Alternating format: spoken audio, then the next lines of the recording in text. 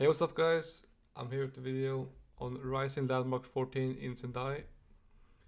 This is a landmark event, so the fights aren't crazy, but usually these events are still very fun. So let's start. First up, we have Hayato Kikuchi versus Thailand Yuasa. This is a pretty low level fight. Neither of these guys have impressed me. This guy has just lost the fight, and this guy, I watched this fight on Deep. I watched it live, and he does not like getting hit at all. Just as soon as he got hit, he like cowered up.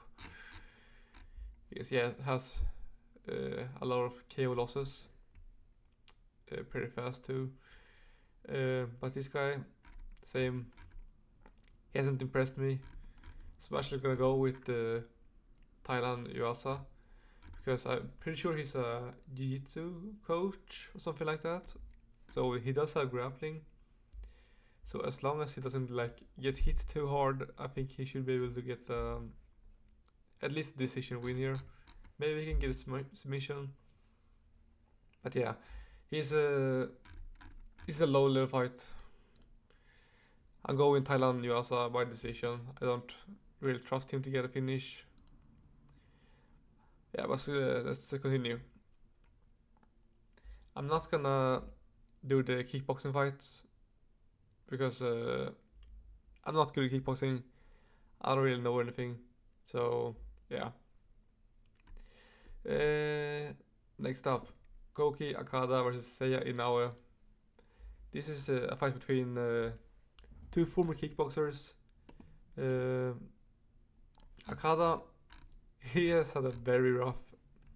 You can see his fight here. Experienced guy. And then Kyo Makimoto, one of the best guys in RIZIN. He took that on short notice. That's I gotta respect it. I gotta respect the grind. Inoue, he lost his first fight. He's a kickboxer, and this guy Hyuga Miyagawa, he pretty much just held him down for the entire fight. It was a very boring fight, but you can see that in a way he was much better on the feet. So yeah, I actually think he has potential, but I'm gonna go with Koki Akada here. His record is ugly, 0-3, but as you can see here, he did have very close fights with these very experienced guys, and you can't blame him for losing to Akimoto. So I'm going Akada here by decision.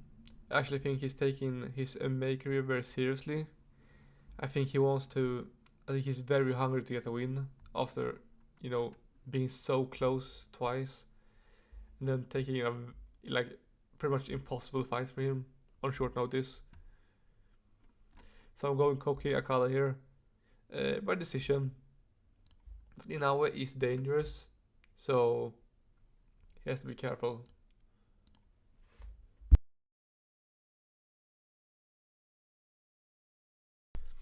Next up, we have Daichi Tomisawa versus Rui Kato. This is an interesting fight. Tomisawa, he's had a 50-50 career here, and Kato has had also a bit a 50-50 career. But neither of these guys are really impressive. But I'm gonna go with Tomisawa here. This win over Koto Miura, he gets knocked out all the time. Then they got face cranked by Edison Yamamoto. But Yamamoto, it's Edison Yamamoto. You can see this guy. His record, it's not the prettiest, but he's good grappling. He beat Yuki Ito twice. So yeah, this guy is dangerous. So people lose to him. Kato is a training partner of Yamamoto. Crazy Bean. But this guy hasn't really impressed me. He does have some wrestling. These Crazy Bee guys, they do wrestle a lot. They like wrestling. But he hasn't really impressed me. Tomisawa hasn't been impressive either, but he got a nice knockout, timing a knee, and his win over Yo Hiromoto has actually aged well. Hiromoto is a tough guy. This fight with Seiya Amiyama was absolutely crazy, and Tomisawa beat him. He did lose pretty badly to Shizuka, but Shizuka is very dangerous on the feet. So I'm actually gonna go Tomisawa here because he's a kickboxer, but I actually trust him to be able to stuff the takedowns here. Maybe I'm wrong, maybe Kato just takes him down and just grapples him. But I actually think Tomisawa can stuff the takedowns and beat him on the feet, you know, with his kickboxing skills. So yeah, Tomisawa by decision. Next up, we have another former kickboxer in Naoki Tanaka versus Kaisei Kuroi. This fight is, you know, you never know with these fights. Former kickboxers with little experience. He has faced some experienced guys. No, Ashida, pretty much sure he's a former champ. Something, yeah, deep. I'm going Kuroi here. This guy is much more experienced. His wins are pretty good, pretty solid. Not good, but you know, they're passable. His losses are also not the worst. They're not good, but I've seen worse, you know. Tanaka in his last fight with Kinoshita, it was such a weird fight. Like this guy Kinoshita is a karate guy, and he shot a takedown and just fell into a rear naked choke. So, you know, I don't know if that counts as such a weird win. So I'm going Kuroi here. Maybe he can get a knockout. No, ground and pound. You know, just grapple him. He most likely has better grappling. Yeah, I'm pretty sure he has better grappling. So I'm going Kuroi. I'm gonna say decision. But I won't be surprised if he gets like a ground and pound TKO here. Okay. Next up, Noah Bay versus Bilal Kaihaga. This is a Blasian on Blasian matchup. That's very interesting. They also are very different from each other. Noah Bay is a kickboxer style, stand-up game. And Bilal Kaihaga, this guy is pretty much a pure grappler. He just only grapples. You know, he started off very badly, 0-4. Then he went on a win streak. Got choked out by Yaechi, but you know, Yaechi is much more experienced.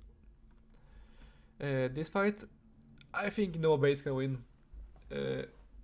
Noah Bay is good, but his biggest problem is his shin. He's very shinny. Like, you can see when he gets hit that it affects him a lot.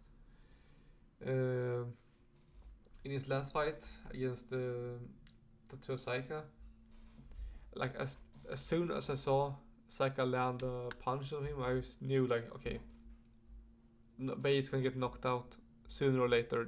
He's not reacting well to these punches. And in this matchup, Bilal Kaihaga, this guy has 0 knockouts. You know, he only grapples, he doesn't really strike. So I think Noah stuffs the takedowns here. And I think he wins again, a decision. By just out striking him.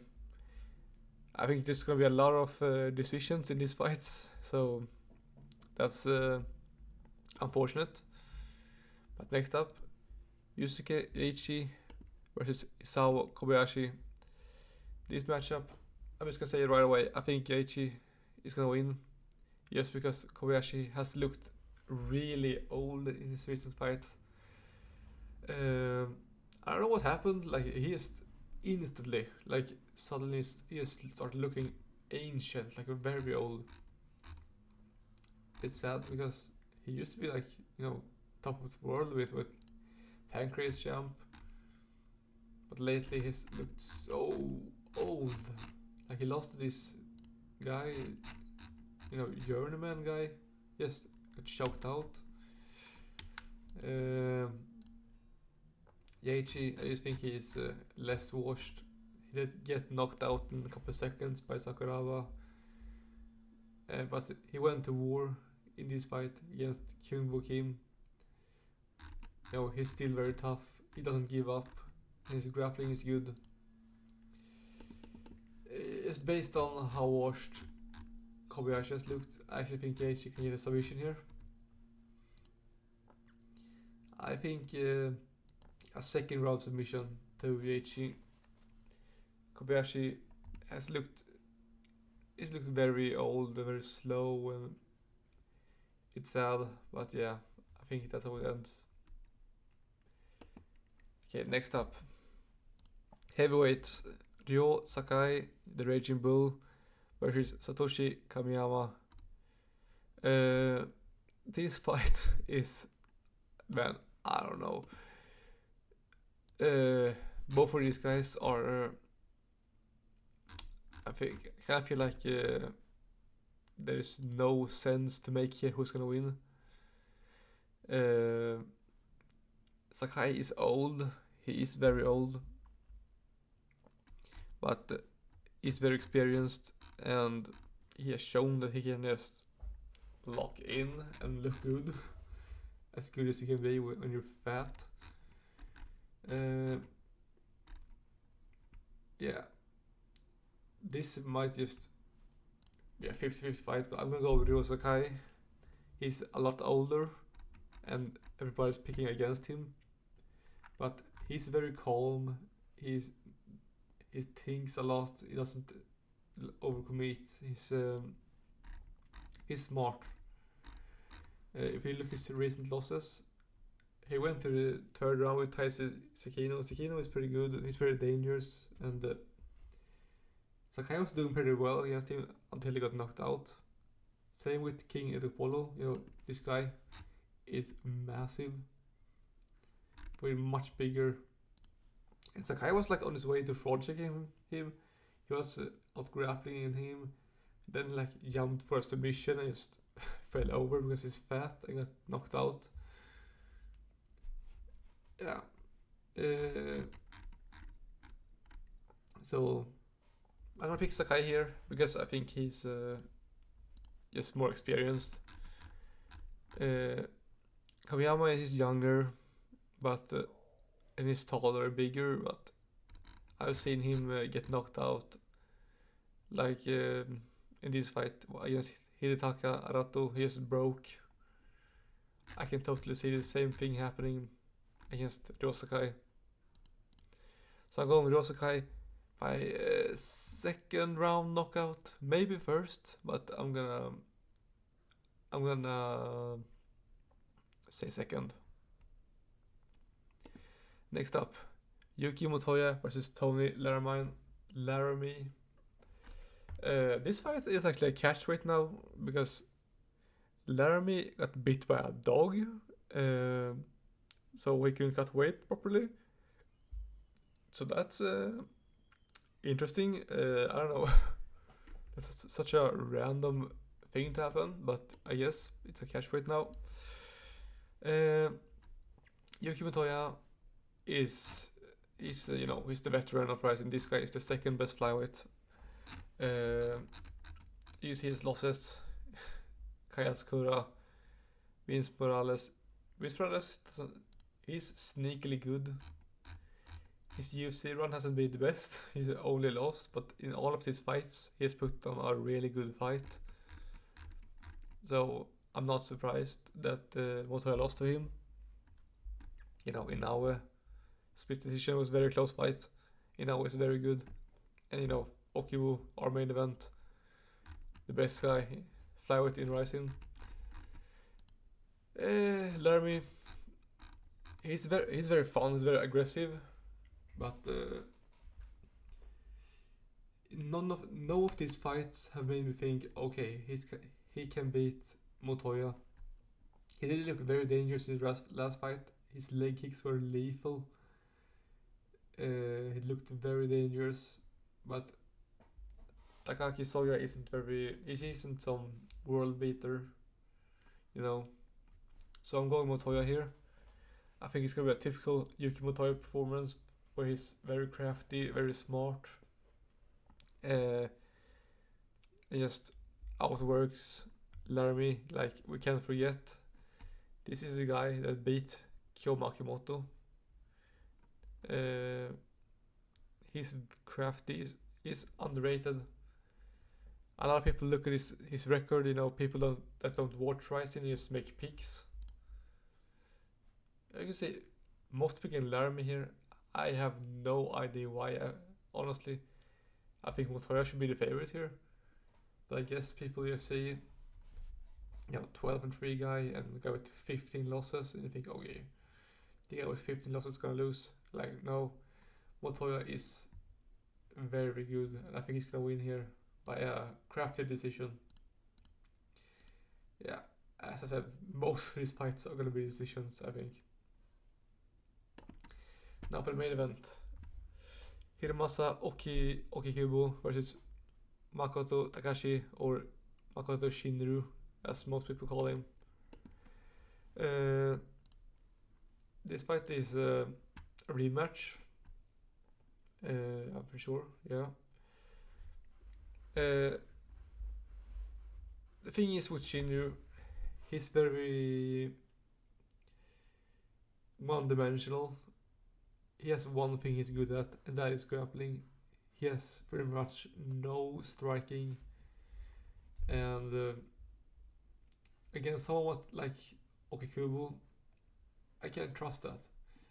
Ougikubo is so good at neutralizing what people are good at. I think Shinryu is gonna do the same thing like that she always does, shooting for takedowns over and over again. So Ougikubo in his camp, he's just gonna be constantly stopping takedowns. Because what's Shinryu gonna do? He's gonna go out there and strike with him. There's no way that Shinryu can box with Ougikubo. If you saw the last fight, Ougikubo versus Motoya, and Ougikubo looked like, I don't know what happened, but he was just putting belt to ass in that fight and just beating on Motoya on the feet. I almost thought we were gonna see his second ever knockout. He was beating up Motoya pretty badly on the feet. He looked really good in that fight, and he just looks better and better, and he's getting older, but he looks better. Shinryu did get a submission in his last fight, that's good. Against Zulu, and Zulu is pretty good. He's very dangerous. He hurt Horiguchi in their fight. But man, Shinryu is the same with him every time. He goes on his win streaks, he beat these guys that are a bit worse, or not worse, not as good, I would rather say. And then he loses to a more experienced guy, a more crafty guy, Lost to Horiguchi, lost to Ougikubo, lost to Torres. Torres is very crafty. Lost to Motoya. A lot of people think he won this fight. I scored it for Motoya. So I think it's the same thing again. Shinryu's gonna go out there, he's gonna grapple. Ougikubo is gonna neutralize it and beat him up on the feet. Ougikubo is the best guy for a reason. I'm not sure when he's gonna retire. He's getting old, but right now he looks like the best guy in RIZIN. In the flyweight division, maybe they bring, I don't know who's gonna fight for title. I guess the winner of Yuki Motoya and Tony Laramie. But yeah, I'm going Ougikubo by decision here. A typical Ougikubo decision. And Shinryu, I think, is gonna just same thing that usually happens with him. that he can't really get his game off when he loses, and he loses a decision. For the best fight on this card, I think probably Koki Akada versus Seiya Idao is gonna. I just have a feeling that fight is gonna be crazy. These guys seem very game. Just swing, go crazy. Or maybe Motoya versus Laramie. For this fight, Koki Akada Seiya Idao is probably gonna be more fun. But I think Motoya and Laramie is gonna be more like high level, more like you're watching like, oh, that's very clean. That was nice. Yeah, this card is it's pretty mid. I will be honest. But hopefully we see some finishes. Like, but these matchups, this seem like just made for decisions. So that's unfortunate, but yeah, we'll see. Hopefully we'll get some finishes, but I'm not expecting too many. But hopefully it's a fun card. Thanks for watching.